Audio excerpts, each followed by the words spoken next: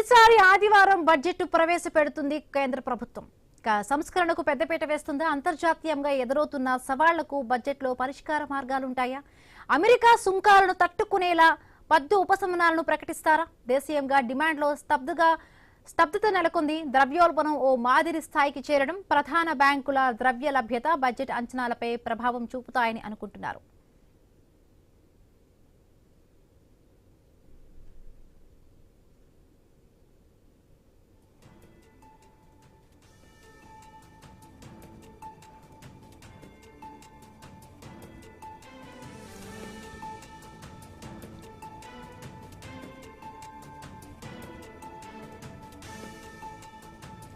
Budget ప్రవేశపెట్టడానికి కేంద్ర ఆర్థిక మంత్రి నిర్మలా సీతారామన్ కాంచీవరం చీరలో పార్లమెంటుకు చేరుకున్నారు. అంతకుముందు రాష్ట్రపతి ద్రౌపది ముర్మును కలిసి బడ్జెట్ ప్రతులు అందజేశారు.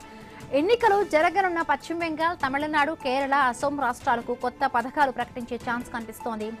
మూలధన వ్యయాన్ని పెంచే చర్యలు చేపట్టే అవకాశం ఉంది. రైల్వేలు, పునరుత్పాదక ఇంధన వనరులు, విద్యుత్ పంపిణీ, రక్షణ, రవాణా రంగాలకు ప్రాధాన్యం దక్కుతుందని భావిస్తూ ఉన్నారు. పన్నుల్లో భారీ మార్పు ఉండపోవచ్చని తెలుస్తోంది.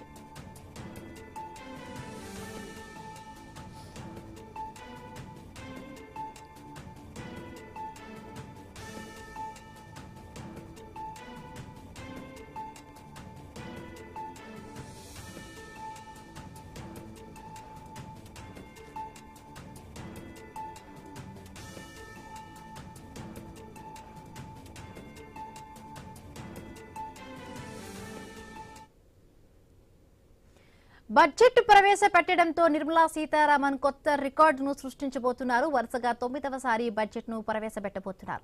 ఇప్పటి వరకు మాజీ ప్రధాని మొరార్జీ దేశాయ్ అత్యధికంగా 10 సార్లు, మాజీ ఆర్థిక మంత్రి పి చిదంబరం మొత్తం 9 సార్లు బడ్జెట్ ప్రవేశపెట్టారు. ఈ ఇద్దరు కూడా వరుసగా బడ్జెట్ ను ప్రవేశపెట్టలేదు. అయితే ఈసారి కాంచీవరం చీరలో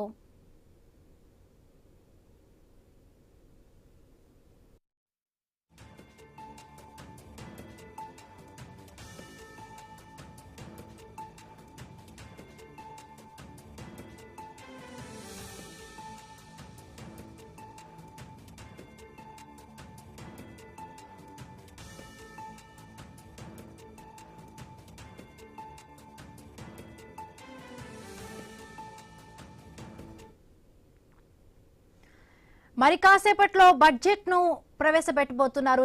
ఎవరెవరికి కూడా ప్రోత్సాహకరంగా ఉంటుంది, బడ్జెట్ లో ఏ అంశాలు ప్రస్తావించబోతున్నారు? సో మాట్లాడదాము. ఉపాల్ లక్ష్మణ్ గారు విశ్లేషకులు, అలాగే మన్యం కోటేశ్వరరావు గారు విశ్లేషకులు జాయిన్ అయ్యారు. అలాగే రాంబాబు గారు ఫైనాన్షియల్ ఎక్స్పర్ట్, ముగ్గురు జాయిన్ అయ్యారు. వీళ్ళతో డిస్కస్ చేసే ముందు చిన్న బ్రేక్ తీసుకుందాం. బ్రేక్ తర్వాత కంటిన్యూ చేద్దాం.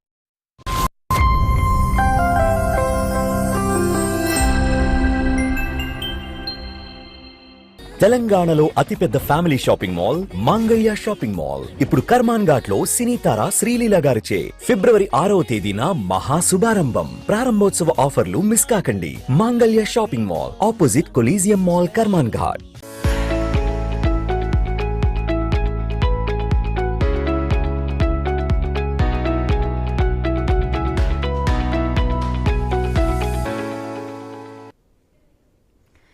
తొలిసారి ఆదివారం బడ్జెట్ ను ప్రవేశపెడుతోంది కేంద్ర ప్రభుత్వం. సంస్కరణకు పెద్దపీట వేస్తుందా? అంతర్జాతీయంగా ఎదురవుతున్న సవాళ్లకు బడ్జెట్ లో పరిష్కార మార్గాలుంటాయా?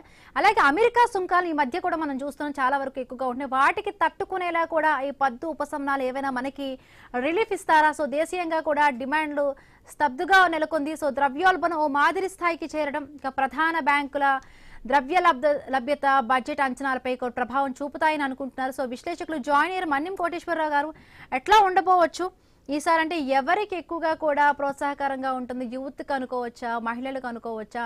సో ఈ మధ్య కాలంలో చూసాము అంతర్జాతీయ అన్సర్టనిటీ కూడా చాలా వరకు పెరిగిపోయింది, టారిఫ్లని కూడా. ఇవన్నీ కూడా నేపథ్యంలో ఏవైనా కొంచెం వెసులుబాటు ఇచ్చే విధంగా కూడా ఉండబోవచ్చా? ఎట్లా ఉండబోవచ్చు ఈసారి? గడిచినటువంటి 10-11 సంవత్సరాల బడ్జెట్లను చూసినప్పుడు ప్రతి ఏడాది ధనికులకు, కార్పొరేట్లకు, లేకపోతే ఎక్కువ ఆదాయ వచ్చేటువంటి వారికి ఇచ్చినటువంటి రాయితీలే అత్యధికంగా ఉన్నాయి.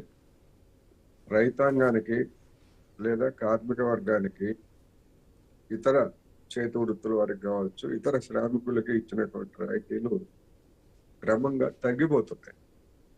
అందువల్ల బడ్జెట్ అంటే సామాన్యులకి అర్థమయ్యేట్టు చెప్పాలంటే సంపదల పంపిణీ. ఈ సంపదల పంపిణీ అనేటువంటిది సక్రమంగా జరగట్లేదు. జరగని కారణంగానే గడిచినటువంటి 11 సంవత్సరాలు లేదా అంతకు ముందు 1990 నుంచి అంటే నూతన ఆర్థిక విధానాలు సంస్కరణలు వచ్చినప్పటి నుంచి మన దేశంలో ధనికుల దగ్గర ఏ విధంగా సంపద పోగుపడుతూ ఉన్నది, సామాన్య జనం దగ్గర ఏ విధంగా జేబులు గుల్లవుతున్నాయనేటువంటివి కూడా ఆల్రెడీ గతం నుంచి చర్చలు ఉన్నాయి. అందువల్ల ఈ బడ్జెట్ దానికి భిన్నంగా ఏదో సామాన్యులకు ఏదో తెంగు పెట్టేటువంటిగా ఉంటుందని నేనైతే అనుకోవట్లేదు.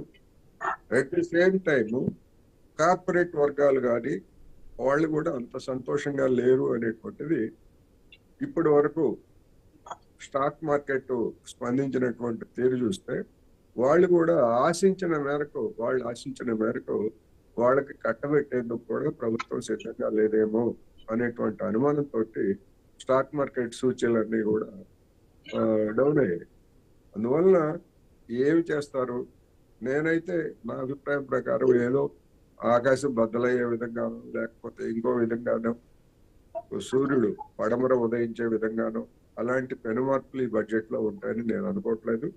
గత బడ్జెట్ కొనసాగింపే అంటే ఇబ్బందుల్లో ఉన్నటువంటి కార్పొరేట్ వర్గాలకి లేదా ఇతర వాళ్ళకి మేలు చేకూర్చేదే తప్ప సామాన్యులకు మేలు చేసేదిగా ఉండేటువంటి అవకాశం లేదనేది నా స్పష్టమైనటువంటి అభిప్రాయం. ఉప్పాల లక్ష్మణ్ గారు, సో చూసాము గత బడ్జెట్లు కూడా చూసాము. అంటే ఈసారి ఎక్కువగా బడ్జెట్లు అంటే సామాన్య ప్రజలకు ఉంటుందా, యువత, మహిళలు, రైతులు కూడా చాలా వరకు గతంలో కొన్ని ఇచ్చారు. బట్ ఇవి కొంచెం మినహాయింపు కొంచెం అదే విధంగా ఉంటుంది అంటున్నారు మన్యం కోటేశ్వరరావు గారు. సో ఏమైనా పెద్దగా కూడా తీసుకొచ్చే అవకాశం ఉందా? మొత్తంగా చూస్తున్నాం చాలా వరకు గ్లోబల్ అన్సర్టెనిటీ విధంగా కూడా పెరిగిపోతున్న ఒకవైపు ద్రవ్యోల్బణం కూడా కొంత ఇదవుతుంది అంటున్నారు. బట్ ఈసారి బడ్జెట్పై చాలా వరకు కూడా అందరూ ఆశలు పెట్టుకున్నారు. ఏమైనా కొంచెం మధ్యతరగతి వాళ్ళకి ఏమైనా కొంచెం ప్రోత్సాహకరంగా కూడా ఏమైనా ఇస్తుందా, రిలీఫ్ వస్తుందా, ఈ ట్యాక్సెస్ బెనిఫిట్ ఏమైనా కూడా మారుతుందా అనే విధంగా కూడా అందరూ ఎదురు చూస్తున్నారు. సహజంగా ప్రతి బడ్జెట్ లో ట్యాక్సెస్ విషయంలో కొన్ని వాటికి తగ్గిస్తున్నారు, కొన్ని వాటికి పెంచుతున్నారు, అంటే లగ్జరీ ఐటమ్స్. మరి ఈసారి ఈ బడ్జెట్ లో మనం రాజకీయ కోణంలో ఆలోచించడం ఏంటంటే ఎన్నికలు రాబోతున్నాయి. అంటే రాష్ట్రాలకి ఒక 5 రాష్ట్రాల ఎన్నికలు జరగబోతున్నాయి ఈ సంవత్సరం.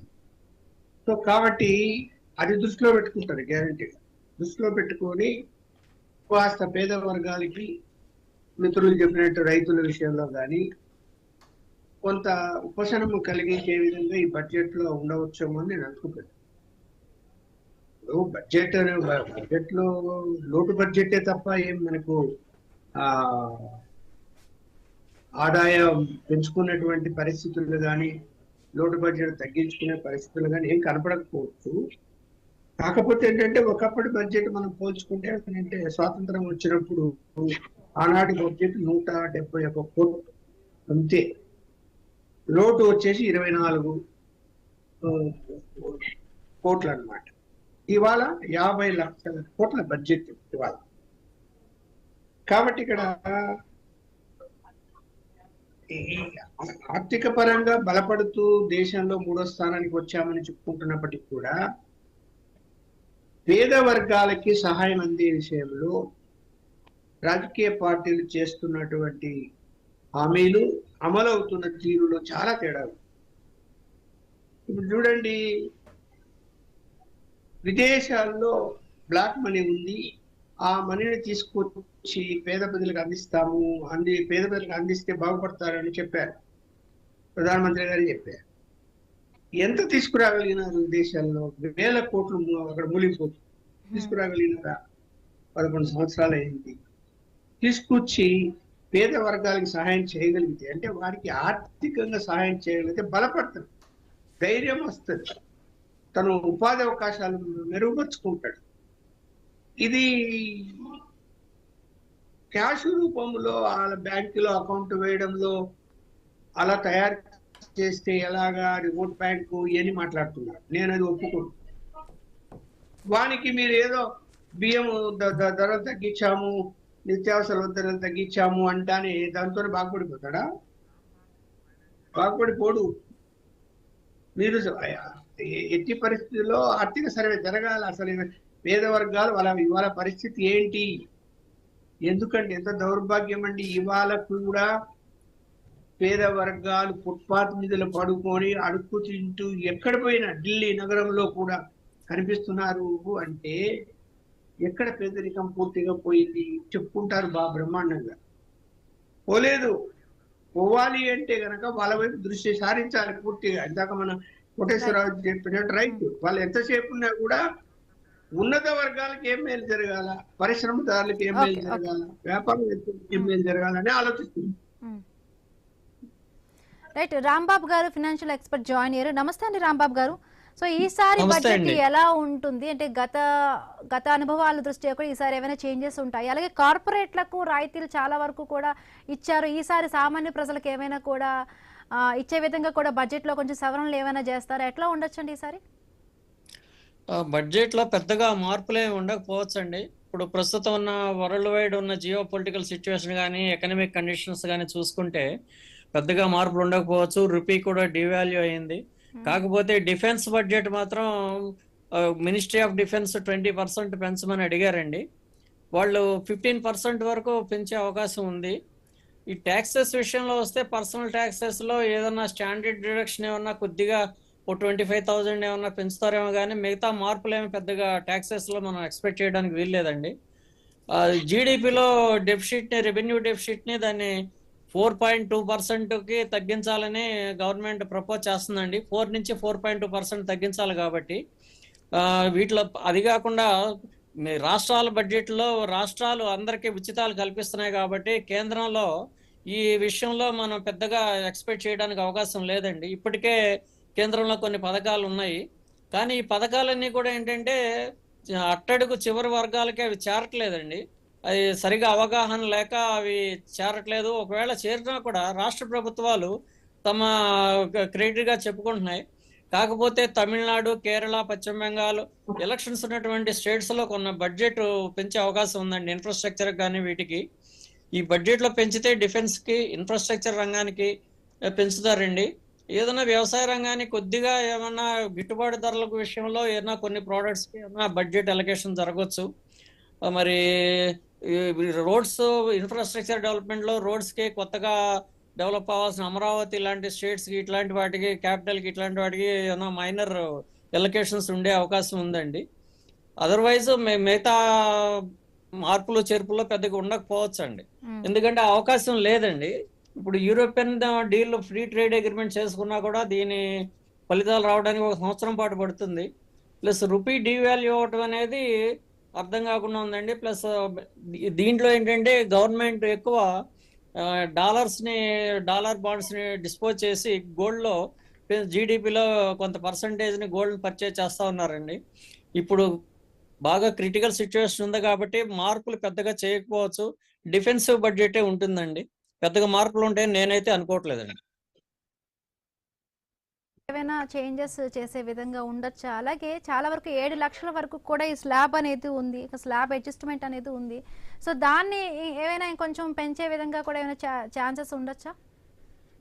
స్లాబ్ నేమి పెంచకపోవచ్చు అండి. అందుకే చెప్తున్నా, స్లాబ్ ఏమి టచ్ చేయకుండా స్టాండర్డ్ డిడక్షన్ మాత్రం ఒక 25, ఇప్పుడు 75 ఉన్నదాన్ని ఒక 1 lakh ఏమైనా చేస్తారేమో తప్పితే చేయదు. కాకపోతే ఈ క్యాపిటల్ గెయిన్స్ ట్యాక్స్ మార్పులు చేయాలని చెప్పి కొంతమంది అడుగుతున్నారు. ఎందుకంటే ఎఫ్ఐ డిస్ఇన్వెస్ట్మెంట్ జరుగుతున్నాయి. రూపీ డివాల్యూ అవ్వడం వలన ఫారిన్ ఇన్వెస్ట్మెంట్స్ కూడా వెనక్కి వెళ్ళిపోతున్నాయండి. వాటిని అట్రాక్ట్ చేయాలి అని అనుకుంటే, గవర్నమెంట్ కనుక అనుకుంటే వాటిల్లో లాంగ్ టర్మ్ క్యాపిటల్ గెయిన్ ట్యాక్స్లు ఏమన్నా మైనర్ చేంజెస్ చేస్తారా ఏంటి అనేది ఒక హోప్ అయితే ఉందండి. కానీ అది కూడా అవకాశం చాలా తక్కువగా ఉంది. ఆ తర్వాత ఇండియన్ చార్టెడ్ అకౌంట్స్ అసోసియేషన్ వాళ్ళు కొన్ని ప్రపోజల్స్ పెట్టారండి.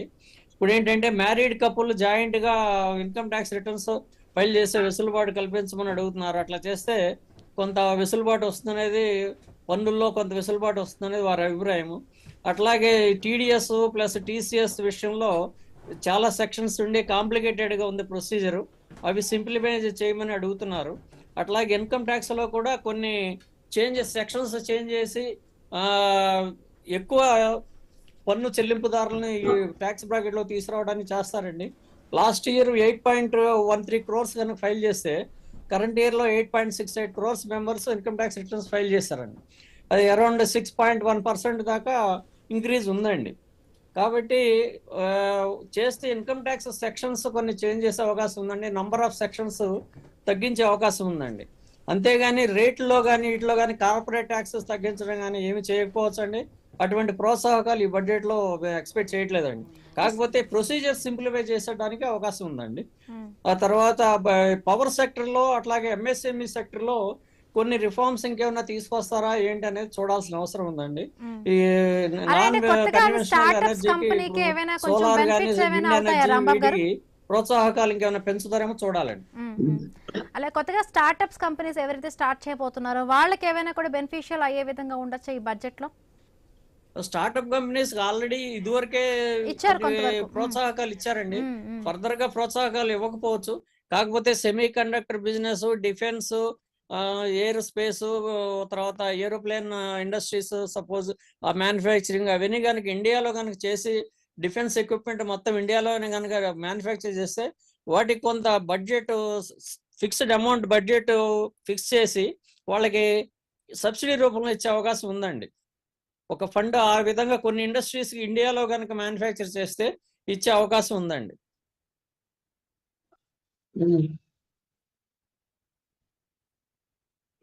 రైట్. అలాగే రాంబాబు గారు, అంటే యువతకి చూసుకుంటే అంటే ఎటువంటి డెవలప్మెంట్, స్కిల్ డెవలప్మెంట్ కి సంబంధించి కానీ వాటికి సంబంధించి కూడా ఏవైనా స్టార్టప్ లోన్స్ కి సంబంధించి, అలాగే సెల్ఫ్ గ్రూప్స్ చాలా వరకు చూస్తున్నాం వాళ్ళు డెవలప్ అయ్యే విధంగా, అలా ఏమైనా వచ్చే ఛాన్స్ ఉంటుందా అండి? అది సెంట్రల్ గవర్నమెంట్ స్టేజ్ లో ఉండకపోవచ్చు అండి. అవన్నీ కూడా స్టేట్ గవర్నమెంట్స్ వాళ్ళ లెవెల్లో చేయాల్సిన పనులండి. కాకపోతే సెంట్రల్ గవర్నమెంట్ ఏ ప్రోత్సాహకాలు ఇవ్వచ్చు అండి. దానికి సంబంధించి ఇన్వెస్ట్మెంట్స్ ఏమైనా కనుక గవర్నమెంట్స్, స్టేట్ గవర్నమెంట్ చేస్తే కొంత సబ్సిడీ ఇచ్చే అవకాశం ఉందండి. తర్వాత స్కిల్ యూనివర్సిటీస్, ఏఐకి సంబంధించిన టెక్నాలజీ ఇన్స్టిట్యూషన్స్ ఇట్లాంటివి కనుక కొత్త ప్రాజెక్ట్స్ కనుక తీసుకొస్తే వాటిలో కొంత ప్రోత్సాహకాలు ఇచ్చే అవకాశం ఉందండి. అంతేగాని సెంట్రల్ గవర్నమెంట్ డైరెక్ట్ గా ఎటువంటి ఇది చేపట్టకపోవచ్చు అండి యూత్కి. అది స్టేట్స్ ద్వారానే చేయిస్తుందండి. సెంట్రల్ గవర్నమెంట్ టేకప్ చేయడం కష్టం అండి అది. రైట్ అండి, రైట్.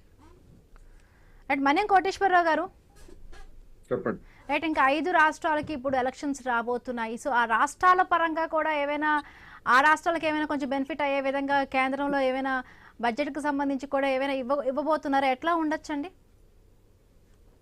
బడ్జెట్ తో నిమిత్తం లేకుండానే రాష్ట్రాల్లో ఇప్పటికే ప్రధానమంత్రి గారు లేదా ఇతర కేంద్ర మంత్రులు పర్యటించినప్పుడు కొన్ని వాగ్దానాల రూపంలో చేశారు. ఉదాహరణకు కేరళకి మేము స్పీడ్ రైలు ఇస్తామని చెప్పేసి ఒక ప్రాజెక్ట్ ని ఆల్రెడీ ప్రకటించారు.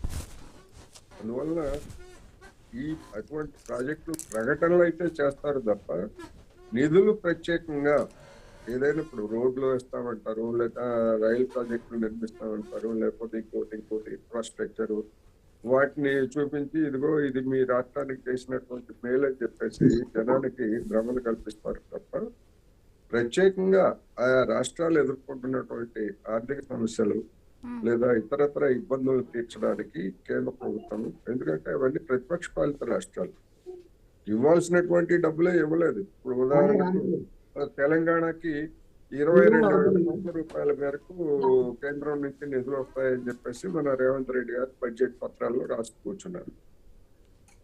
10 నెలల కాలంలో వచ్చినటువంటి అమౌంట్ 4,000 కోట్లు.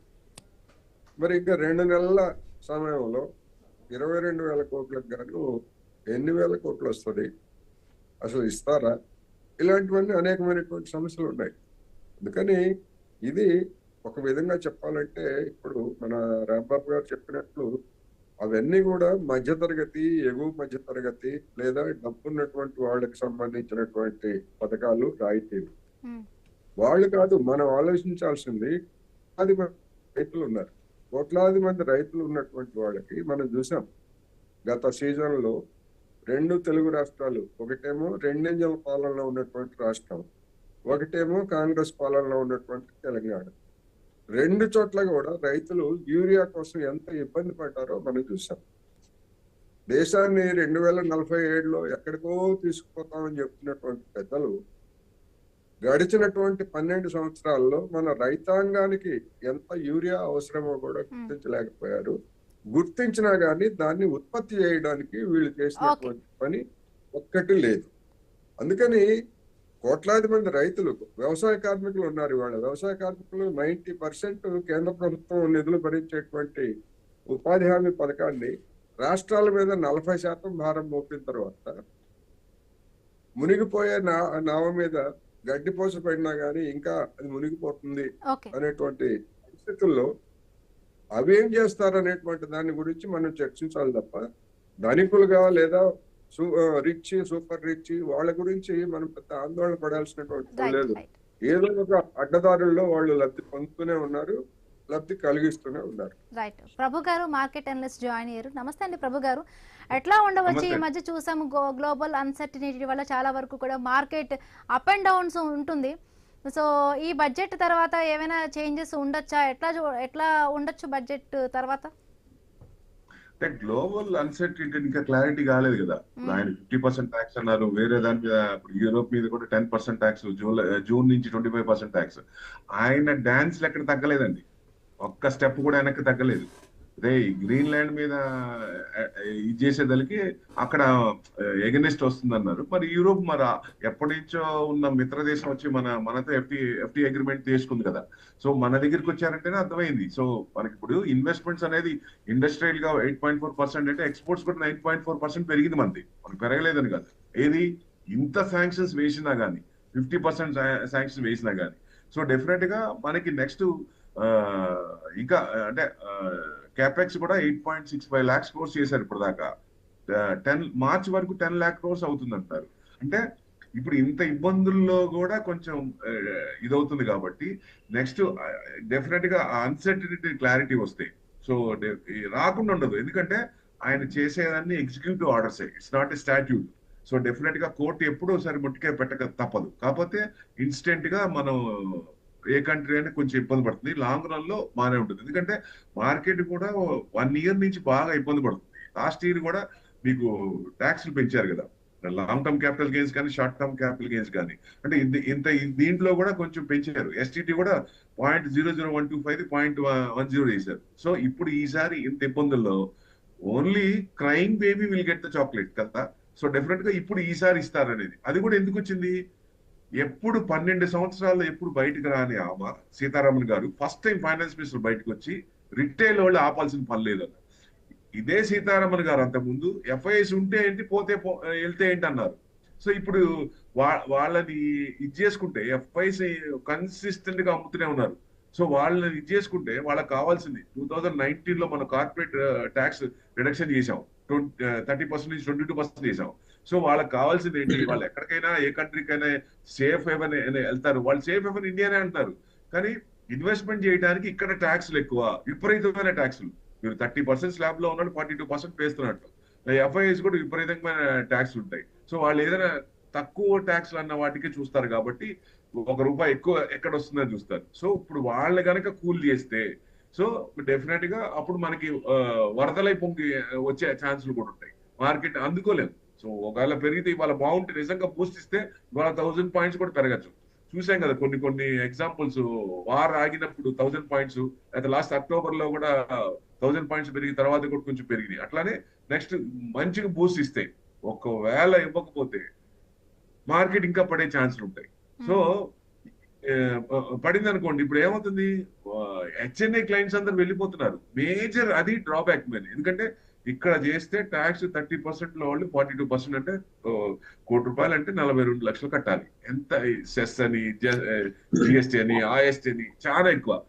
సో డెఫినెట్ గా కొన్ని కంట్రీస్ కి ట్యాక్స్ లేని కంట్రీస్ కి వెళ్తున్నారు కాబట్టి ఇప్పుడు ట్యాక్స్ కొంచెం తగ్గించాలి. ఇప్పుడు 12 lakhs చేశారు, 12 lakhs ని 15 lakhs చేయమంటున్నారు. యాక్చువల్ గా అయితే 20 lakhs చేయాలి బరాబర్. అయితే కనీసం 15 lakhs అని ఇవ్వాలి. కానీ లాస్ట్ ఇయర్ చేసింది మళ్ళీ ఇప్పుడు ఇస్తారా 15 అనే కొంతమంది డౌట్, 60% డౌట్ ఉంది. సో ఏది ఏమైనా ఈసారి బూస్ట్ ఇస్తారు, వాళ్ళకి కన్సర్న్ ఉంది కాబట్టి. ఎందుకంటే దీనికి యాడ్ ఆన్ లాగా గవ్వూరు సుబ్బారావు గారు కూడా లెటర్ రాశారు ఆమెకి 3 days బ్యాక్. సో ఈ FIS కన్సర్న్ తీసుకోవాలి అనేది చెప్పారు. ప్లస్ సెబీ మాజీ చైర్మన్ కూడా చెప్పారు. అంటే eminent people are coming out. ఇప్పుడు ఈసారి ఏం చేయకపోతే అంటే PMO నుంచి మినిస్ట్రీకి కూడా ఇండికేషన్ వచ్చిందని ఎక్స్పెక్టేషన్. అంటే ఈ బడ్జెట్ లో బూస్ట్ ఇవ్వాలి, ఇచ్చి తీరుతారు. ఇవ్వకపోతే కష్టం. 19 లో ఎలా ఇస్తారో ఇక్కడ కూడా ఇవ్వచ్చు. ఒకవేళ ఇస్తే బాగుంటుంది, ఇవ్వలేదనుకోండి బాగా పడే ఛాన్స్ ఉంటుంది. అప్పుడు మళ్ళీ గోల్డ్ అండ్ సిల్వర్ కొంచెం పెరిగే ఛాన్సులు ఉంటాయి. కానీ ఇప్పుడు గోల్డ్ నిన్న ఎందుకు పడింది అంత పారాబోలిక్ కన్సిస్టెంట్ గా పెరిగింది? ఎందుకు పడుతుందంటే కాపర్ మీద 20% మార్జిన్స్ పెంచారు. అంటే రేపు మళ్ళీ గోల్డ్ అండ్ సిల్వర్ మీద కూడా ఆల్రెడీ పెరిగింది, ఇంకా పెంచుతారనే ఉద్దేశం. ఎందుకంటే నిన్న కూడా మార్జిన్ షార్ట్ ఫాల్ అయిన వాళ్ళ పొజిషన్స్ కట్ అయిపోయినాయి. ఎందుకంటే చెక్ అప్డేట్ చేయాలి, మనీ మళ్ళీ ట్రాన్స్ఫర్ చేయాలి. ట్రాన్స్ఫర్ చేయకపోతే పొజిషన్ ఉండదు. అప్పుడు దాకా ఉన్న డబ్బులు కనుక 10 లక్షలు పెట్టారనుకోండి, ఇప్పుడు పొజిషన్ ఉంది. ఈ 11 లక్షలు అయింది అనుకోండి, ఆ లక్ష వేయకపోతే పొజిషన్ ఉండదు. 11 లక్షలు పోయినట్టే, ఆ 10 లక్షలు వెళ్ళిపోయినట్టే. సో అందుకని మార్జిన్ మనీ మెయింటైన్ చేయాలి. ఆ భయంతో నిన్న మార్జిన్ మనీ చాలా మంది అమ్మేసుకోవాల్సి వచ్చింది, ఎక్కువ కట్టలేక. మార్జిన్స్ బాగా పెంచారు, విపరీతంగా పెంచారు. సో ఇంకా పెరుగుతుందనే భయంతో. అంటే ప్రభు గారు ఇప్పుడు చాలా వరకు కూడా అంటే వస్తున్న న్యూస్ ఏంటంటే మనం చూస్తున్నాము, ఇప్పుడు సిల్వర్ కూడా సడన్ గా పెరుగుతుంది, అంతే సడన్ గా కూడా తగ్గిపోతున్న సిచ్యువేషన్స్. ఒక్కసారి 20,000 పెరుగుతోంది, అలానే 15,000 వరకు తగ్గుతున్న పరిస్థితి. సో చాలా మంది కాపర్ వైపు కూడా ఇన్వెస్ట్ చేయడానికి ఇంట్రెస్ట్ చూస్తుంటే కాపర్ వైపు చూస్తే బెస్ట్ అంటారు. ఇప్పుడు బడ్జెట్ ప్రవేశపెట్టబోతున్నారు తర్వాత, అంటే దీనిలో ఏమైనా కొంచెం బెనిఫిట్స్ ఏమైనా వాళ్ళకి బెనిఫిషరీ పరంగా ఏదైనా ట్యాక్సెస్ పరంగా కానీ ఇస్తే మళ్ళీ ఈ రేట్స్ లో కానీ కొంచెం హెచ్చు తగ్గుల ఛాన్సెస్ ఉండొచ్చు. ఎట్లా ఉండొచ్చు? అంటే సిల్వర్ రేట్లు కానీ గోల్డ్ రేట్స్ కానీ ఒకళ్ళు పెరుగుతాయా? ఎట్లా ఉండొచ్చు? ట్యాక్స్లు ఏమైనా తగ్గిస్తారా? ఇంపోర్ట్ డ్యూటీ బయట నుంచి తెప్పించుకోవాలి కదా, ఇంపోర్ట్ డ్యూటీ ఏమైనా తగ్గిస్తారా? ఇంపోర్ట్ డ్యూటీ తగ్గిస్తే కొంచెం ఇదే ఉంటుంది. సో దాని అనుగుణంగా ఎట్లా మెయిన్ చూస్తే ఇప్పుడు మీరు అన్నట్టు సిల్వర్ పడటం ఎక్కడుందండి? పడటం పెద్ద లేదు. ఎందుకంటే 1 స్టెప్ బ్యాక్వర్డ్ 3 స్టెప్ ఫార్వర్డ్ అయింది కన్సిస్టెంట్ గా. ఎందుకంటే 10,000 తగ్గితే మళ్ళీ 30,000 40,000 పెరిగింది. ఆ రకంగానే 4 లక్షలు 10,000కి వచ్చింది. ఎక్కడ లక్ష ఇది, ఎక్కడ 4 లక్షలు. అంటే నేను అందుకే చెప్పింది, పారాబోలిక్ పాత్ వస్తుంది, జాగ్రత్త అనేది 3.5 నుంచి అలర్ట్ గా ఉండండి. ఎక్కడో చోట రావచ్చు, 4 లక్షల లోపల రావచ్చు అనుకుంటే 4,10,000 వచ్చినప్పుడు వచ్చింది. అంటే ఇప్పుడు ఒరిజినల్ యూసేజ్ ఇంకా రాలేదండి. గ్రీన్ ఎనర్జీ కానీ రెన్యూబుల్ ఎనర్జీ కానీ ఇంకా ఫుల్ లెంత్ గా స్టార్ట్ కాలేదు. అవి స్టార్ట్ అయినప్పుడు డెఫినెట్ గా ఇంకా మూవ్మెంట్ వస్తుంది. అంటే ఇది డిప్పే. లాంగ్ టర్మ్ అనుకున్న వాళ్ళు పొజిషన్ తీసుకొని ఉంచుకోవాలి. అంటే డెలివరీ తీసుకొని షాపుల్లో పెట్టుకోండి, ఇట్లా చేస్తుంటారు కదా, అట్లా తీసుకొని ఉంచుకోండి. లాంగ్ టర్మ్ పెట్టుకుంటే మంచిదే డెఫినెట్ గా. ఎందుకంటే మళ్ళీ పెరుగుద్ది. యూసేజ్ కన్స్ట్రక్టివ్ గా ఉంది. ఆ యూసేజ్ లో మార్కెట్ స్ట్రాటజీలో డిఫరెన్స్ రాలేదండి. ఇప్పుడున్న కంపెనీస్ కి ఎంత డిమాండ్ ఉందో సప్లై బాగా తక్కువ ఉంది ఇక ఫ్యూచర్ లో. ఎందుకంటే బాగా పెరిగింది కాబట్టి బడ్జెట్ లో బాగా ఇస్తారు అన్నప్పుడు ఏమవుతుందంటే ఈక్విటీ పెరిగినప్పుడు ఇవి తగ్గుతాయి అన్న భయంతో కూడా అమ్మేసుకోవచ్చు. ఆ భయంతోనే అమ్మేసుకున్నారు తప్ప ప్రాఫిట్ బుకింగ్ ప్రాఫిట్ టేకింగ్ అనుకోవచ్చు. మళ్ళీ ఎవరైనా సరే కొంచెం ఉన్న మార్జిన్స్ మెయింటైన్ చేయాలి. లాంగ్ రన్ లో ఉంటే మళ్ళీ 4,10,000 దాటే అవకాశం ఉంటుంది. కానీ ఎప్పటికైనా అడగద్దు, ఇవన్నీ మారాలి. ఎందుకంటే మీ అన్నింటికి మారడానికి ఒకటే కారణం, యుద్ధం ఆగిపోవాలండి. యుక్రెయిన్ రష్యా యుద్ధం ఆగాలి, అన్ని సమస్య పోతాయి. అది ఇంటర్లింక్ ఉంటే 1 by 1 మొత్తం క్లియర్ అయిపోతాయి. సో అప్పుడు కూడా మళ్ళీ యుఎస్ ని మనం పెద్ద ఇది చేసుకోవాల్సిన పని. డీడాలరైజ్ అవుతుంది కాబట్టి డాలర్ రిజర్వ్స్ తగ్గించుకొని గోల్డ్ రిజర్వ్స్ పెంచుకుంటున్నారు. ఫ్యూచర్ లో బ్రిక్స్ కరెన్సీ వచ్చినప్పుడు డెఫినెట్ గా direct without tax we can trade with any country. So అది మంచి తరుణం కదండి. ఎట్లయినా ట్యాక్స్ కట్టకుండా అంటే కొన్ని లక్షల కోట్లు మిగిలిపోతాయి మనకి. సో డెఫినెట్ గా ఇదందుకే ఆయన వెనుకూసులో వెనుకొస్తుంది. మనకి ఎందుకు ట్యాక్స్ కట్టరు? మనకు కట్టాలి కదా, నేను చెప్పిన వాటి వినాలి కదా. అంటే ఎన్నాళ్ళు వింటారు? ఇప్పుడు కన్సిస్టెంట్ గా ఇంకా కొని మంచి చేస్తుంటే, ఎమర్జింగ్ మార్కెట్స్ పైకి వస్తుంటే వాళ్ళని సపోర్ట్ చేసి, ఇదిగో మీకు ఇంకా కొంచెం ఇస్తాం సపోర్ట్ చేస్తే అది వేరు. మీరు ఎక్కడ సపోర్ట్ చేస్తున్నావు? నీకు అవసరం ఉన్న చోట, మినరల్స్ ఉన్న చోట, నీ ఆర్మ్స్ అమ్ముకోవాల్సిన చోట, ఇలాంటి చోట ఇచ్చేసి మన మిగతా ఉన్న డెవలపింగ్ ఎమర్జింగ్ మార్కెట్స్ వాళ్ళు సపోర్ట్ చేయకపోతే మరి కోపం రాదా? బ్రిక్స్ వాళ్ళు కూడా మరి అంత కోపం వచ్చే కదా బయటకు వచ్చింది. సో డెఫినెట్ గా వెస్టర్న్ పవర్ నుంచి, వెస్టర్న్ వాళ్ళు ఎంజాయ్ చేసిన పవర్ ఈస్ట్ సౌత్ ఏషియన్ కి వస్తుంది. సో అది డెఫినెట్ గా మనకి అమృతకాల్ స్టార్ట్ అయింది అనుకోవచ్చు. ఒకప్పుడు జీడిపి చైనా అనేది 2 ఒకే ఉంటే వాళ్ళు పెరిగారు. ఇప్పుడు మనకి టైం వచ్చింది. సో ఇప్పుడు సరైన నిర్ణయం తీసుకొచ్చి బడ్జెట్ లో, అంటే ఇక్కడ నుంచి కంటిన్యూగా వచ్చే బడ్జెట్ లో R&D కూడా ఇన్వెస్ట్మెంట్ చేయాలి. ఎందుకంటే R&D ఎక్కువ చేసినప్పుడే చైనా బాగా డెవలప్ అయింది. వాళ్ళు ఇంత జీడిపి ఇంత పెరగడానికి కారణం ఏంటంటే బికాస్ ఆఫ్ R&D. మన దగ్గర R&D తక్కువ. సో ఇప్పుడు ఈ అగ్రిమెంట్ ఉందనుకోండి, వాళ్ళు ఏదైనా ప్రోడక్ట్ హై ఎండ్ ప్రోడక్ట్ కూడా క్వాలిటీగా చేస్తారు. ఇప్పుడు మనం యూరోప్ తీసుకున్నాం FTA, కానీ రేపు క్వాలిటీ ఇవ్వకపోతే వాళ్ళు వెనక్కి పంపించేస్తారు. వాళ్ళ క్వాలిటీ చాలా చూస్తారు వాళ్ళు. సో ఇప్పుడు హై ఎండ్ క్వాలిటీ పెంచి సో డెఫినెట్ గా అప్పుడేమవుతుంది, ఎంప్లాయ్మెంట్ పెరుగుతుంది, సో మనకి సేల్స్ అవుతుంది, ఫ్రీ ట్రేడ్ అగ్రిమెంట్ అవుతుంది, వాళ్ళకి కావాల్సిన తీసుకుంటాం. ఇది ఇన్స్టెంట్ గా మార్కెట్ ఇబ్బంది పడుతుంది. ఎవరు భయపడాల్సిన పని లేదు. లాంగ్ రన్ లో మళ్ళీ వస్తాయి. గోల్డ్ అండ్ సిల్వర్ అంటే సిల్వర్ కేమో కన్స్ట్రక్టివ్ గా పెరుగుతుంది, గోల్డ్ ఏమో అవసరార్థమే కొనుక్కోండి, ఎక్కువ కొనుక్కోవద్దు, వాడుకకి ఎంత కావాలో అంతవరకే ఇన్వెస్ట్మెంట్ చేయండి. టైం ఉంటే SIP లో పెట్టండి, లేదంటే మామూలుగా ఇమీడియట్ అనుకోండి, ఎంత కొనాల్సింది. లాంగ్ టర్మ్ ఉంది, 5 years 10 years ఉంది. గోల్డ్ ETF పెట్టుకోండి, హ్యాపీ. లోవర్ లోస్ లో వస్తాయి. అప్పుడు మనకి లాంగ్ టర్మ్ లో మనం అప్పుడు రీడింగ్ చేసుకొని లేటెస్ట్ ఆర్నమెంట్ కొనుక్కోవచ్చు ఎవరైనా. రైట్. రాంబాబు గారు, ఇప్పుడు బడ్జెట్ ప్రవేశపెట్టాక అంటే ఈ సెల్స్ అనేవి కూడా ఎక్కువగా మార్కెట్లో జరుగుతాయి. అంటే ఏవేవి కూడా చాలా వరకు ఇప్పుడు స్టాండర్డ్గా కూడా బాగుండే ఛాన్స్ ఉంది ఎక్కువగా. అంటే మనం కొన్ని ఉంటాయి, అంటే గ్లోబల్ అన్సర్టనిటీ ఒకటి ఉంటుంది, క్రూడ్ ఆయిల్ కానీ ఇప్పుడు డాలర్ బలపడడం కానీ ఇవన్నీ జరుగుతున్నప్పుడు కూడా సెల్స్ అని జరుగుతూ ఉంటాయి. సో కొత్తగా పెట్టే వాళ్ళకి ఏది బెటర్ అంటారు ఇన్వెస్ట్ చేయాలనుకునే? ఇప్పుడు కొత్తగా అంటే మీరు మార్కెట్ ఇన్వెస్ట్మెంట్ గురించి అడుగుతున్నారా? అవునండి, కొత్తగా మార్కెట్ ఇప్పుడు గోల్డ్ కూడా మనం ఇప్పుడు కొత్తగా మార్కెట్ లోకి ఇన్వెస్ట్ చేసే వాళ్ళు అయితే ఇప్పుడు మ్యూచువల్ ఫండ్ లోకి ఇండెక్స్ ఫండ్ కానీ, స్మాల్ క్యాప్ ఫండ్ కానీ, మల్టీ క్యాప్ ఫండ్ లో కానీ ఇన్వెస్ట్ చేయడం శుభకర పరిమాణం. ఎందుకంటే మార్కెట్లు తగ్గున్నాయి కాబట్టి ఇప్పుడు మ్యూచువల్ ఫండ్ లో పెడితే ఒక 3 years కనుక వెయిట్ చేస్తే మంచి రిటర్న్స్ వస్తాయండి. అట్లాగే డిఫెన్స్ స్టాక్స్ లో పెట్టుకోవచ్చండి. అట్లాగే ఇప్పుడు కన్జ్యూమర్ స్టాక్స్ లో పెట్టుకోవచ్చండి. ఈ వీటిలో పెట్టినట్లయితే మనకి డిఫెన్సివ్గా ఉంటుంది. డైరెక్ట్ ఇన్వెస్ట్మెంట్ చేయాలనుకుంటే సిల్వర్ కి చాలా దూరంగా ఉండటం మంచిదండి. గోల్డ్ అంటే లాంగ్ టర్మ్ ఇన్వెస్టర్ చేయొచ్చు. సిల్వర్ అనేది మోస్ట్ వాలటైల్ మెటల్ అండి. అదే కాకుండా దాంట్లో బిగ్ ప్లేయర్స్ అందరూ కూడా ఉన్నారండి. దాంట్లో చాలా స్పెక్యులేషన్ నడుస్తుంది. కొన్ని American investment bankers short positions ఉన్నారు. వాళ్ళు ఏం చేశారంటే మార్గాన్ స్టాన్లీ లాంటి వాళ్ళు షార్ట్ పొజిషన్స్ కవర్ చేసుకుని మళ్ళీ లాంగ్ పొజిషన్ లోకి వెళ్ళడం జరిగింది. వేరే బ్యాంకులు షార్ట్లోకి. ఈ చైనా వాళ్ళు కొన్ని స్టేట్మెంట్లు, ట్రంప్ కొన్ని స్టేట్మెంట్లు, పొలిటికల్ స్టేట్మెంట్స్ చేస్తున్నారు. దానివల్ల స్పెక్యులేషన్ ఏం జరుగుతుందనే తెలియట్లేదు. డిమాండ్ ఉన్నమాట నిజమే, కానీ ఈ విధమైనటువంటి ర్యాంపెట్ స్పెక్యులేషన్ ఈ విధంగా పెరగటం అనేది మంచి సుపరిమాణం కాదండి. ఇది ఓన్లీ స్పెక్యులేషన్ అనేది చెప్పుకోవాలి. సిల్వర్ స్టెబిలైజ్ కావడానికి ఇంకా చాలా టైం పడుతుందండి. కాబట్టి ఇన్వెస్టర్స్ అందరూ కూడా సిల్వర్ జోలికి వెళ్లకుండా ఉండటమే మంచిది.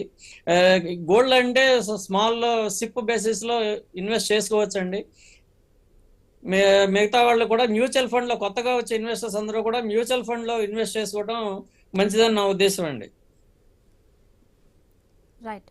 అంటే రాంబాబు గారు, ఇప్పుడు జనరల్గా కొత్తగా ఇన్వెస్ట్ చేసే వాళ్ళకి మీరు చెప్తున్నారు బాగున్నాయి, ఆల్రెడీ కొంతమంది పెట్టి ఉంటారు.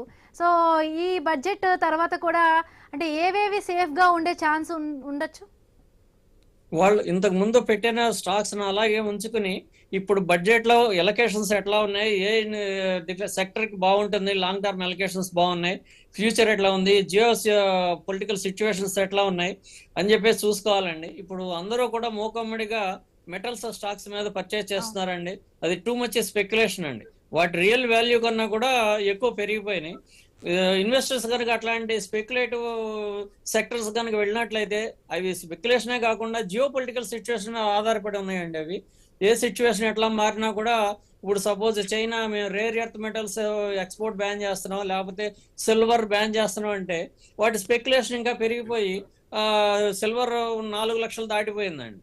అట్లాగే ఇప్పుడు గోల్డ్ కూడా మిగతా సెంట్రల్ బ్యాంక్స్ అన్ని కూడా various countries, bricks countries banks అన్ని కూడా గోల్డ్ పర్చేజ్ చేయడం వేసి డీడాలరైజేషన్ దీంట్లో ప్రాసెస్ లో డాలర్ బాండ్స్ అమ్మేసి గోల్డ్ జీడిపిలో కొంత పర్సంటేజ్ వరకు గోల్డ్ పర్చేజ్ చేయడం, ఇవన్నీ ప్రాసెస్ నడుస్తుందండి. ఈ కన్ఫ్యూజన్ లో కనుక ఇన్వెస్టర్స్ కనుక ఇరుక్కుంటే బయట రావడం అనేది చాలా కష్టం అండి. స్పెక్యులేషన్ కు దూరంగా ఉండాలి. వాళ్ళు రెగ్యులర్ ఇన్వెస్ట్మెంట్స్ సిస్టమేటిక్ గా చేసుకోవాలండి. ఒక్కసారి ఇన్వెస్ట్ చేయకూడదండి. మంత్లీనో 3 months కోసారో అట్లా 6 months కోసారో రివ్యూ చేసుకుని అలా చేసుకోవాలండి. ఒక్కసారి ఇన్వెస్ట్ చేయడం మాత్రం మంచి పద్ధతి కాదండి ప్రస్తుతం ఉన్న సిచ్యువేషన్ లో. రైట్. ప్రభు గారు, ఇప్పుడు కొత్తగా ఇన్వెస్ట్ చేసే వాళ్ళకి అంటే ఎంతవరకు జాగ్రత్త తీసుకోవాలి? గతంలో మనం మాట్లాడుతూ కూడా ఒకేసారి కూడా ఏది కొనకూడదు, దశల వారీగా కూడా కొనుక్కోవాలంటూ కూడా మీరు కొన్ని టిప్స్ చెప్పారు. సో బడ్జెట్లో ఇప్పుడు చూడాలి అంటే ఏ పరంగా కూడా ఎవరెవరికి ఎట్లా అలొకేట్ చేస్తారు అన్న దానికి కూడా కొత్తగా ఇన్వెస్ట్ చేయాలనుకుంటారు చాలా వరకు. బడ్జెట్లో ఎప్పుడు కూడా ఆ బడ్జెట్ మార్కెట్ అనేది ఆడుతున్న వాళ్ళకి తెలుసు దాని వేట్ల ఏంటి కరెక్ట్గా ఎట్లా ఇందులో ఇన్వెస్ట్ చేయాలి, ఇందులో ఉంటే బాగుంటుంది, ఒక క్లారిటీ ఉంటుంది. కానీ కొత్తగా చేసే వాళ్ళకి ఇప్పుడు ఏది చేస్తే బెస్ట్, అలాగే ఏ స్టాక్స్ కూడా ఈ ఆఫ్టర్ బడ్జెట్ తర్వాత కూడా నిలదొక్కుంటాయి అంటే ఏ ఉండొచ్చు? ఇప్పుడు రూల్స్ అండ్ రెగ్యులేషన్స్ మారినాయి, స్పెక్యులేషన్ తగ్గింది. ఇదివరకు ₹1,00,000 ఉంటే ₹1,00,00,000 కూడా టర్న్ ఓవర్ ఇచ్చాం. ఇప్పుడు లేదు అట్లా. మీకు ₹1,00,000 ఉంటే ₹1,00,000 వరకు రావాలి. సో ఆ చేంజెస్ వచ్చినాయి. ఎందుకంటే క్లయింట్ డిఫరెంట్ ఉంటారండి. ఒక క్లయింట్ అగ్రెసివ్ ఉంటే ఒకళ్ళు ఒక రకంగా ఉంటారు. అంటే వాళ్ళ టేస్ట్ ప్రకారం నేను రిస్క్ ఇంత తీసుకుంటాను, నేను రిస్క్ ఇంత తీసుకోలేను, నేను తీసుకోలేను అనుకున్నప్పుడు మ్యూచువల్ ఫండ్స్ లో పెట్టండి. అసలు మ్యూచువల్ ఫండ్స్ ఏంటి? మ్యూచువల్ ఫండ్స్ పెరిగినా మూలం ఈక్విటీనండి. అసలు పెరగాల్సింది ఈక్విటీ పెరిగితేనే మ్యూచువల్ ఫండ్స్ లో డబ్బులు వస్తాయి, లేకపోతే రావు. ఇప్పుడు పడినట్టు అవి కూడా పడినాయి కదా. ఇప్పుడు రిస్క్ తక్కువ అని ఒకప్పుడు 70-80 years అయితే 70 years రాగానే డెట్ పెంచుకొని ఈక్విటీ తగ్గించేవాడు. కానీ ఇప్పుడు చూడండి, ఒక్క ఎగ్జాంపుల్ మీది మనకు తెలిసిన వాళ్ళు ఎవరైనా మన చుట్టుపక్కల ఉన్న వాళ్ళు ఒకళ్ళు చూడండి, 70-80 years వాళ్ళు కూడా ఈక్విటీ పర్సెంటేజ్ ఎక్కువ ఉందండి, డెట్ పర్సెంటేజ్ తక్కువ ఉందండి. సో ఎందుకంటే మార్కెట్ మీద అవగాహన అట్లా పెరుగుతోంది. సో ఇన్వెస్టర్స్ అందుకని డిమాట్ అకౌంట్స్ కానీ పెరుగుతున్నారు. ఎందుకంటే నాలెడ్జ్, పేషెన్స్, డిసిప్లిన్ ఈ 3 ఉండాలండి, లేకపోతే డబ్బులు రావు. సార్ అన్నట్టు ఇన్స్టెంట్ గా డబ్బులు రావంటే రావు. మనకి ఎక్సెస్ అమౌంట్ ఏదైతే ఉందో ఆ ఎక్సెస్ అమౌంట్ మనకు వద్దు, దీంతో పని లేదు, బ్యాంక్ లో పెట్టుకుంటాం. ఇప్పుడు బ్యాంక్ లో పెట్టుకుందాం అనుకుందాం. మీకు బ్యాంక్ ఇంట్రెస్ట్ ఎంత అండి, ప్లస్ సేఫ్టీ ఉందా? నేను సెంట్రలైజ్ బ్యాంక్స్ అనట్లా, లోకల్ బ్యాంక్స్, మనకి నేషనలైజ్ బ్యాంక్ కాకుండా కొన్ని బ్యాంక్స్ ఉన్నాయి కదా, గ్లోబల్ టెస్ట్ బ్యాంక్ కానీ, చార్మినార్ బ్యాంక్ కానీ, జీడిపి కానీ, ఇవన్నీ చూసాం కదా. ఏమైంది? వాళ్ళ డబ్బులు వచ్చినాయా? అదే మీకు డిమాట్ లో 100 కోట్లు ఉండండి, 10 లక్షలు ఉంటే ₹1 కూడా ఒక్క షేర్ కూడా మీకు తెలియకుండా బయటకు వస్తుందా? పోనీ మీ డబ్బులు కూడా మీకు ఒకవేళ మీ అకౌంట్ వేసుకున్నప్పుడు ఆన్లైన్ యాప్లు తెలిసిన ఒక కంపెనీ మేజర్ అయి తప్ప, ఆన్లైన్ లో ఎక్కడ ఉన్నాయని చెప్పి అలా ఓపెన్ చేసుకున్న వాళ్ళు ఇబ్బంది పడ్డారు తప్ప, మనకి తెలిసిన ఇప్పుడు మోతీలాల్ ఉంది, మోతీలాల్ కంపెనీలో మనం పెట్టాం, ₹1 ఎక్కడ పోద్దా? అది తీసుకోగలరా? ఒక్కళ్ళ బయటికి తీసుకుంటే డబ్బులు ఎక్కడ పోతాయి? మన బ్యాంక్కి వెళ్తాయి, వేరే బ్యాంక్ వెళ్ళావు కదా. ఆ సేఫ్టీ ప్రికాషన్స్ అన్ని తీసుకున్నారు. ప్లస్ ఇప్పుడు మనకు తెలియకుండా ఒక షేర్ కూడా రాదు. ప్లస్ లిక్విడేషన్ ఉందా? ఇవాళ అమ్ముతుంటే రేపు వస్తుందా డబ్బులు? సపోజ్ మనం నెక్స్ట్ 2 years లో ఏదైనా ఫంక్షన్ ఉంది, మనకి మార్కెట్ నుంచి కావాలి అనుకున్నాం అంటే ఫిక్స్డ్ అసెట్స్ ఏవైతే ఉన్నాయో తరతరాల నుంచి వచ్చినాయి కానీ మనం సంపాదించిన కానీ మన అవసరాలు తీసుకోకుండా ఫైనాన్షియల్ అసెట్స్ మార్కెట్ నుంచి ఫామ్ చేసుకోవాలంటే ఒక పద్ధతి ఉంటుంది. ఆ పద్ధతి ప్రకారం వెళ్ళాలి. అంతేగాని నా ఓన్ ఇది నాకు నేను విరుద్ధంగా వెళ్తాను, మార్కెట్ ట్రెండ్ నేను పట్టుకోను, నా ట్రెండ్ మార్కెట్ పట్టుకోవాల్సిందే అన్నప్పుడు అంటే దెబ్బతింటారు. సో ఎప్పుడైనా సరే మార్కెట్ ట్రెండ్ మనం పట్టుకుంటే పడుతుంది అనుకున్నప్పుడు. లాస్ట్ ఇయర్ చాలా మంది జనవరికే అమ్మేశారు, అక్కడి నుంచి అక్టోబర్ లో నుంచి మనకి సెప్టెంబర్ అక్టోబర్ నుంచి మార్కెట్ పడింది. సో అట్లా ఏదైనా ప్లానింగ్ చేసుకొని దాని ప్రకారం వెళ్ళాలి. అప్పుడు డెఫినెట్ గా మంచి రిటర్న్స్ వస్తాయి. పడినప్పుడు ఇప్పుడు పడింది, ఈ 1 year లో కొత్తగా వచ్చిన వాళ్ళు ఇన్వెస్ట్మెంట్ చేసిన వాళ్ళు వెనక్కి తిరిగి చూసుకుంటే అరే ఇక్కడ అనవసరంగా వచ్చాను, ఇక్కడికి ఎఫ్డీలో పెట్టినా బాగుండేది, 6% వచ్చేది అన్న ఫీలింగ్ ఉంటుందండి. కానీ మీరు మార్కెట్ రికార్డ్స్ చూడండి, ఈ సంవత్సరం రానిది ఆ నెక్స్ట్ ఇయర్ వచ్చినంత ఇంట్రెస్ట్ అంటే ఎఫ్డీలో కొంచెం తక్కువగా ఇంట్రెస్ట్ వస్తూ ఉంటుంటది, వీటిలో తొందరగా వచ్చే విధంగా కూడా వీటిలో ఎక్కువ చూస్తుంటారు ప్రాఫిట్స్ కూడా వీళ్ళు విపరీతంగా వస్తుందండి. ఇప్పుడు రియల్ ఎస్టేట్ లో పెడదాం అనుకుంటే అవసరానికి ఏదన్నా అర్జెంట్ గా మనకి ఏదన్నా ఇల్లు కొనాలి, అది పెళ్లి ఉంది, ఏదైనా అమ్మాలంటే అమ్మగలమా? ఆ భరోసా ఉంది అక్కడ. వచ్చింది ల్యాండ్ ఒక్కొక్క టైంలో వచ్చినాయి, బాగానే సంతోషం. కానీ అవసరార్థం వస్తాయా? రావు. ఇక్కడ అవసరార్థం ఉంటాయి. మనకి మనం తీసుకునే డిసిజన్ బట్టి దాన్ని బట్టి మనం ఎగ్జిట్ అవటం, ఎంటర్ అవటం, ఎక్కడ ఎగ్జిట్ అవుతారు, ఎక్కడ ఎంటర్ అవుతారు అనేది ఇంపార్టెంట్. దాని ప్రకారంగా తీసుకుంటే డెఫినెట్ గా ఒకవేళ కొంచెం ఈ మార్కెట్ జియోపొలిటికల్ టెన్షన్స్ ఉన్నప్పుడు, ఇట్లాంటి ట్రంప్ డాన్స్లు ఉన్నప్పుడు, అయితే ఎకనామిక్ కన్సర్న్స్ నెగిటివ్ గా ఉన్నప్పుడు, కొన్ని పారామీటర్స్ నెగిటివ్ ఉన్నప్పుడు మార్కెట్ పడుతుందండి. పడుతున్నప్పుడు ఏం చేయాలి? మనం ఫండమెంటల్స్ ఉన్నాయి, మంచి ఫండమెంటల్స్ ఉన్నాయి, తగ్గినప్పుడు మామూలుగా మన దగ్గర ఉండి డబ్బులు కొనుక్కోవాలంటే దొరకవు, హై రేట్ లో కొనుక్కోవాలి. అదే ఇలాంటి కన్సర్న్స్ ఉండి నెగిటివ్ గా ఉన్నప్పుడు కిందకు వచ్చినాయి అనుకోండి, ప్రైసెస్ మంచి వాల్యూ దొరుకుతున్నాయి. తమిళియన్స్ కి అమావాస్య ఎట్లో ఇన్వెస్టర్స్ కి మార్కెట్ పడినప్పుడు పండగ అంటా నేను 100%. ఏది క్యాష్ ఈజ్ ద కింగ్. ఎవరి దగ్గర క్యాష్ ఉందో వాళ్ళది మెయిన్. క్యాష్ లేదనుకోండి, నేను 100 రూపీస్ లో కొన్నా, 70కి వచ్చింది, నా దగ్గర డబ్బు మళ్ళీ కొంటా అంటే యావరేజ్ 85 అయింది. మన 100 లో నేను కింద కొన్నది కూడా అమ్మేస్తే ప్రాఫిట్ లోనే ఉంటాం. కానీ మనం ఏం చేస్తాం, పడిపోతుంది. ఇప్పుడు ఆ టైం మన టైం బట్టి ప్రభు గారు ఇది ఇప్పుడు మార్కెట్ అంటే అంచనాల బట్టి నడుస్తుంది అనుకోవాలా, లేకపోతే రియాలిటీగా కూడా నడుస్తుంది అనుకోవాలా? ఇప్పుడు 2001 మార్కెట్ ఎంత ఉందండి? నిఫ్టీ 1000 ఉంది. ఇవాళ ఎంత ఉంది? నెక్స్ట్ 10 years కి ఎక్కడ ఉంటుంది? సపోజ్ ఇవాళ ఇన్వెస్ట్మెంట్ 1 crore చేసాం, నెక్స్ట్ 10 years అనుకున్నాం, 15% మినిమం నిఫ్టీ 15% 16% ఇస్తుంది. ఆ రకంగా చూసినా మీకు ఎన్నేళ్ళు పడుతుంది డబుల్ అవడానికి? సో డెఫినెట్ గా ఇన్వెస్ట్మెంట్ అనేది యాంగిల్. ఎందుకంటే మీకు రిపోర్ట్ కూడా ఎకనామిక్ సర్వే సీతారామన్ ఆమె రిపోర్ట్ లో కూడా సేవింగ్స్ నుంచి ఇన్వెస్ట్మెంట్స్ పెరిగినాయి. ఏది సిటీస్ వాటిల్లో, ఇంకా ఊళ్ళల్లో కూడా ఇన్వెస్ట్మెంట్ డిమాట్ అకౌంట్స్ ఎప్పుడు చేయని వాళ్ళు, ఎందుకంటే అన్అఫిషియల్ గా చేస్తున్నారు. కొంతమంది ఏంటంటే ట్రేడ్ చేస్తున్నారు, ఎట్లా సిల్వర్ కి షాప్ లోనే పెట్టుకుని ఆ రకంగా చేస్తున్నారు. అది స్ట్రీమ్ లైన్ అయినప్పుడు డెఫినెట్ గా ఫ్యూచర్ లో ఇంకా పెరిగే ఇన్వెస్ట్మెంట్ అవేర్నెస్ పెరిగినప్పుడు మనం ఏం చేయాలి ఏం చేయకూడదు అది సరైన ఎర్లీస్ట్ పెట్టుకుని దాని ప్రకారం వెళ్తే, ఎందుకంటే సార్ అన్నట్టు స్పెక్యులేషన్ కి వెళ్ళకూడదు. స్పెక్యులేషన్ ఎందుకంటే ఈ డబ్బులు నాకు పోతే పర్వాలేదు, పోయినా పర్వాలేదు అనుకున్నప్పుడు వీ హ్యావ్ టు స్పెక్యులేట్. లేదా ఆప్షన్స్ ఫ్యూచర్స్ చేసామంటే ఫ్యూచర్ ఉండదు. ఆప్షన్ చేసామనుకోండి నెంబర్ ఆఫ్ ఆప్షన్స్ ఉంటాయి, డబ్బులు పోగొట్టుతారు. కానీ విత్ ప్రాపర్ గైడెన్స్ చేస్తే డెఫినెట్ గా వస్తాయి. అది ఏం చేస్తాం, హ్యూమన్ టెండెన్సీ సైకాలజీ ఏంటంటే ఇవాళ 10,000 వచ్చినాయి, రేపు 30,000 వచ్చినాయి, ఎల్లుండి ₹1,00,000 పోతాయి. సో అట్లా కాకుండా ఇన్వెస్ట్మెంట్స్ అనేది మీకు మీ ముందు తరాలకు కూడా ఉపయోగపడాలంటే ఫైనాన్షియల్ అసెట్స్ మార్కెట్ నుంచి ఫామ్ చేసుకోవాలంటే ఒక పద్ధతి ఉంటుంది. ఆ పద్ధతి ప్రకారం వెళ్తే డెఫినెట్ గా రిటర్న్స్ వస్తాయి. అది మనకు అవసరం అనుకున్నప్పుడు, మనకి ఇప్పుడు ఈ సంవత్సరానికి అవసరం అనుకున్నప్పుడు ఒకసారి ఆ టైంకి మార్కెట్ పడింది, ఇంకా ట్రంప్ ట్యాక్స్లు ఎక్కువైంది అనుకోండి, రావు. అదే మనం టైం ఇచ్చామనుకోండి, ఇప్పుడు ఎప్పుడోసారి మిడ్ ఆఫ్ ఎలక్షన్స్ ఉన్నాయి 2026 లో, డెఫినెట్ గా నవంబర్ లో ఉన్నాయి. ఆ నవంబర్ లో మరి ఏమైనా జరిగితే, కెనడాలో జరిగినట్టు ఇక్కడ కూడా జరిగితే మార్పులు చేర్పులు రావచ్చుగా. అప్పుడు ఒకవేళ ఆయన వెనక్కి తీసుకోవచ్చు, ఆయన నిర్ణయం వెనక్కి తీసుకోవచ్చు, ఆయన నిర్ణయాలు వెనక్కి తీసుకుని చాలా ఉన్నాయి కదా. సో డెఫినెట్ గా అట్లా తీసుకున్న ఏదో ఒక రంగా ఎప్పుడో ఒకసారి మారే అవకాశాలు ఉంటాయి. మారినప్పుడు ఈక్విటీ కొంచెం పెరిగే ఛాన్స్ ఉంటాయి. దానికోసం వెయిట్ చేయాలి.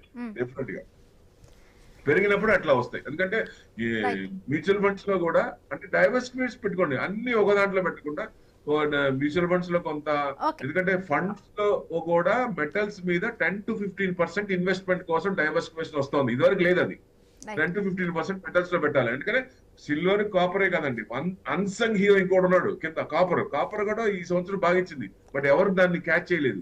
సో అట్లా కాపర్, జింక్, అల్యూమినియం ఇట్లా అన్ని ఉన్నాయి. సో మెటల్స్ అన్ని పెరుగుతున్నాయి, యూసేజ్ పెరుగుతుంది కాబట్టి ఇన్స్టెంట్ గా ఏదన్నా. ఓకే ప్రభు గారు, ఎస్ స్టూడియో నుంచి జాయిన్ అయ్యారు రవీంద్ర బాబు గారు, చార్టెడ్ అకౌంటెంట్. నమస్తే అండి. సో ఎట్లా ఉండవచ్చు, కాసేపట్లో కూడా బడ్జెట్ ప్రవేశపెట్టబోతున్నారు, అంటే గత బడ్జెట్ అనుభవాలు బట్టి ఈ బడ్జెట్ లో ఎవరెవరికి కూడా బెనిఫిషియరీగా ఉండొచ్చు, సో కొత్తగా ఇన్వెస్ట్ చేయాలనుకునే వాళ్ళకి ఏది బెస్ట్ ఆప్షన్ అంటారు? సో మీరు బడ్జెట్ చూస్తే మన ఏదైతే ఎన్డీఏ గవర్నమెంట్ ఫామ్ అయ్యాక ఫస్ట్ టర్మ్ నుంచి కానీ సెకండ్ టర్మ్లో కానీ ఎప్పుడూ కూడా మిడిల్ క్లాస్ పీపుల్ కోసం లేదా బిలో మిడిల్ క్లాస్ పీపుల్ కోసం ట్యాక్సెస్లో కానీ ఏమైనా పెద్దగా చేంజెస్ చేయలేదు. ఏదో మన మోడీ రాంగ్లోనే మొత్తం మారిపోయింది, చాలా బెనిఫిట్ చేస్తారనుకున్న ఎక్స్పెక్టేషన్స్ని మన ఎన్డీఏ గవర్నమెంట్ తీర్చలేదు. సో దానివల్ల ఏమైందంటే ఆటోమేటిక్గా యూపీఏ మూడో టర్మ్లో వాళ్ళ బాగా చాలా ఎక్కువగా సీట్స్ తగ్గిపోవడం, ఓన్గా గవర్నమెంట్ ఫామ్ చేయాలని పొజిషన్ వచ్చేసింది. సో ఆటోమేటిక్గా పబ్లిక్ పాలసీ అర్థమయ్యి మీకు చూస్తే లాస్ట్ బడ్జెట్లో ఎప్పుడూ లేనంత విధంగా ఏదైతే ట్యాక్స్ ఎగ్జామ్షన్ 2.5 lakhs ఉందో, న్యూ ట్యాక్స్ ఎగ్జామ్లో దాన్ని ఒక్కసారిగా 12 lakhs తీసుకురావడం, స్టాండర్డ్ డిడక్షన్ 75,000 పెట్టడం, ఆటోమేటిక్గా ఒక salaried employee 12.75 lakhs salary income earn చేస్తే ఎటువంటి ట్యాక్స్ కట్టాల్సిన పని లేని పరిస్థితి తీసుకురావడం. అదేవిధంగా వాళ్ళు వైఫ్ అండ్ హస్బెండ్ ఇద్దరు ఉంటే 12.75 + 12.75 ఆల్మోస్ట్ 25 lakhs దాకా ఎటువంటి ట్యాక్స్ కట్టాల్సిన అవసరం లేదని లాస్ట్ బడ్జెట్లో ఒక మంచి ట్యాక్స్ రిఫార్మ్ తీసుకొచ్చారు. ఎందుకంటే గవర్నమెంట్కి అర్థమవుతుంది సో మిడిల్ క్లాస్ పీపుల్ నుంచి కొంత వ్యతిరేకత వస్తుందని చెప్పేసి లాస్ట్ బడ్జెట్లో ఒక పెద్ద చేంజ్ తీసుకొచ్చారు. అదేవిధంగా దాన్ని కొనసాగిస్తా జిఎస్టీ రేట్స్ కూడా మనకి అంతకుముందు ఉన్న 5, 12, 18, 2018 రేట్స్ ఉన్నాయి, సో వీటిని ఇది చేయాలని చెప్పేసి 12ని 28 తగ్గించేసి కంప్లీట్ రిమూవ్ చేసి మేజర్ ఐటమ్స్ని 5లో పడేటట్టు, మేజర్ సర్వీసెస్ అన్ని 18లో పడేటట్టు, జిఎస్టీలో కూడా చాలా ఎక్కువ రిఫార్మ్స్ తీసుకొచ్చారు. సో ఏదైతే మిడిల్ క్లాస్ పీపుల్ ఎక్స్పెక్ట్ చేస్తున్నారో అవన్నీ లాస్ట్ బడ్జెట్ ఇన్కమ్ ట్యాక్స్ తగ్గించేశారు, తర్వాత జిఎస్టీలు తగ్గించేశారు. మీరు చూస్తే ఇన్ఫ్లేషన్ తక్కువగా ఉంది. ఇప్పుడు లాస్ట్ 1 ఇయర్లోనే 3 to 4 టైమ్స్ మన యొక్క రెపో రేట్ని తగ్గించేసి హోమ్ లోన్స్ కానీ వెహికల్ లోన్స్ కానీ ఇప్పుడు చాలా తక్కువ రేట్లో మార్కెట్లో అవైలబుల్గా ఉన్నాయి. సో ఇవన్నీ కూడా ఏంటంటే వాళ్ళ యొక్క ఉద్దేశం ఎక్కువ మార్కెట్లో ఇన్వెస్ట్మెంట్ వెళ్ళాలి, ఎక్కువ ఇన్ఫ్రాస్ట్రక్చర్లో డెవలప్మెంట్ వెళ్ళాలని చెప్పేసి గవర్నమెంట్ ఆ విధంగా చేంజెస్ తీసుకొచ్చారు. సో ఈ ఇయర్లో మిడిల్ క్లాస్ వాళ్ళు ఎక్కువ ఎక్స్పెక్ట్ చేస్తుంది ఏంటంటే, ఇప్పటిదాకా ఏదైతే ఇండివిజువల్గా పర్ పర్సన్ ఎవరైతే ఓన్గా వైఫ్ అండ్ హస్బెండ్ ఇద్దరు ఉంటే వైఫ్ తన ఫైలింగ్ తాను చేసుకుంటారు, హస్బెండ్ తన ఫైలింగ్ తాను చేసుకుంటారు. బట్ ఈ ఇయర్ నుంచి ఎన్ని ఒక ప్రపోజల్ ఏంటంటే ఇద్దరు కలిపి జాయింట్గా ఫ్యామిలీ మొత్తాన్ని కలిపి ఫ్యామిలీ ఫైలింగ్ తీసుకురావాలి.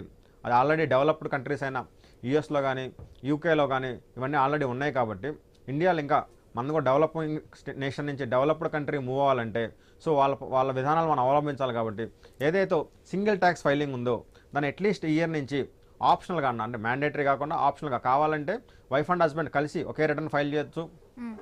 వాళ్ళ పెద్ద బెనిఫిట్ లేదు, ఇద్దరు హై స్లాబ్లు ఉన్నారు, ఇద్దరు 50 lakhs, ఇద్దరు 30 lakhs శాలరీ ఎన్ని చేసా ఉన్నారు అనుకున్నప్పుడు వాళ్ళు ఇండివిజువల్గా ఫైల్ చేసుకోవచ్చు. అట్లీస్ట్ ఆప్షనల్గా అన్న ఇద్దరు కలిపి జాయింట్ ఫైలింగ్ తీసుకొస్తే ఒక పర్సన్ ఎర్న్ చేయకపోతే వాళ్ళకి ఏదైతే బెనిఫిట్ ఉండేదో 12 lakhs దాకా ట్యాక్స్ ఉండదు, ఆ బెనిఫిట్స్ అదేవిధంగా ఏదైతే స్లాబ్స్ బెనిఫిట్ ఉండేదో స్లాబ్స్ అంటే ఇప్పుడు జాబ్ చేసే వాళ్ళకి 7 lakhs వరకు కూడా ఉంది. సో అదే ఏమైనా ఆ స్కేల్ ఏమైనా స్లాబ్ పెంచే విధంగా కూడా ఉండొచ్చు. ఎందుకంటే చూస్తుంటే కూడా ఇంతవరకు అనలిస్ట్లు అంటే మాట్లాడిన దాన్ని బట్టి కూడా పెద్దగా ఏమీ చేంజెస్ ఉండవు అని అన్నారు.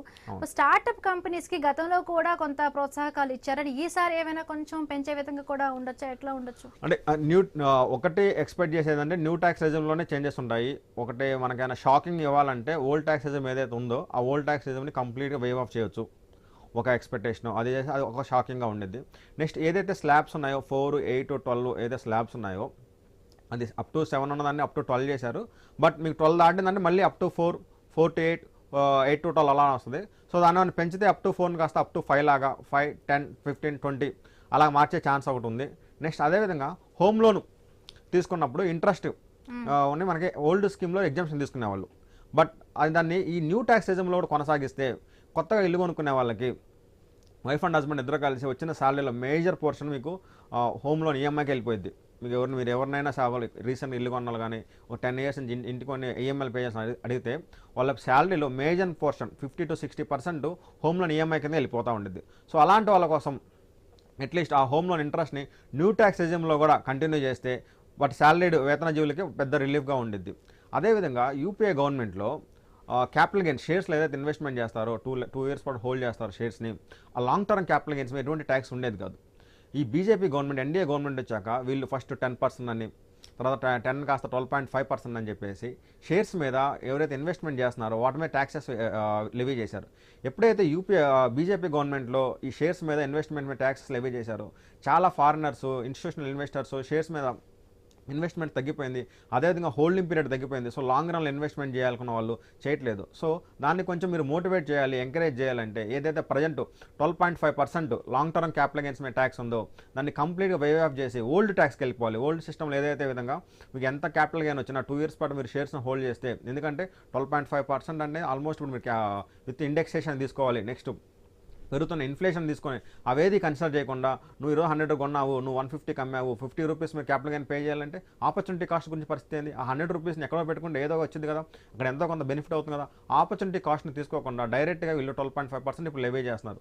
దాన్ని వేవ్ ఆఫ్ చేసి ఓల్డ్ సిస్టమ్ ఏదైతే ఉందో క్విక్గా ట్రేడింగ్ కానీ షార్ట్ టర్మ్లో హోల్డ్ చేస్తే వాళ్ళకి ట్యాక్స్ చేస్తా, లాంగ్ రన్లో ఎవరైతే హోల్డ్ చేస్తున్నారో ఒక గుడ్ ఇంటెన్షన్తో వాళ్ళ పిల్లల కోసం కానీ భవిష్యత్తు కోసం ఎవరైతే హోల్డ్ చేస్తున్నారో వాళ్ళకి ఏదైతే విధంగా జీరో ట్యాక్స్ ఉందో ఇప్పుడు కూడా అదే విధంగా జీరో ట్యాక్స్ తెస్తే బాగుంటుంది.